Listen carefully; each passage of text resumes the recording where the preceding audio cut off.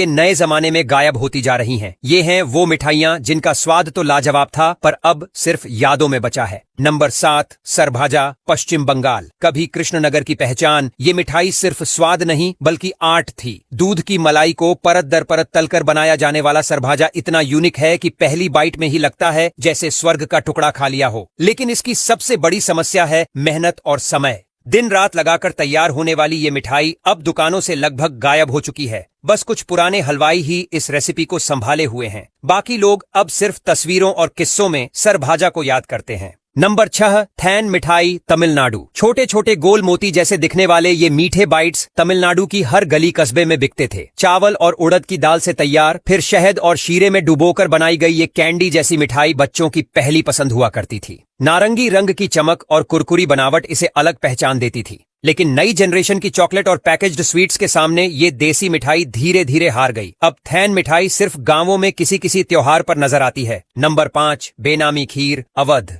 नवाबों के दौर की ये शाही खीर अपने नाम की वजह से ही रहस्यमयी लगती है। असल में इसे लहसुन से बनाया जाता था, लेकिन लहसुन का स्वाद इतना चतुराई से छुपा दिया जाता था कि खाने वाले को जरा भी अंदाजा नहीं होता था। महफिलों में जब ये मिठाई परोसी जाती तो मेहमान दंग रह जाते। आज ये खीर शायद ही किसी को मिलती हो, क्योंकि न इसे बनाने वाले उस्ताद बचे हैं और न ही इसे खाने वालों की डिमांड। बेनामी खीर अब सचमुच बेनाम होकर गुम हो चुकी है।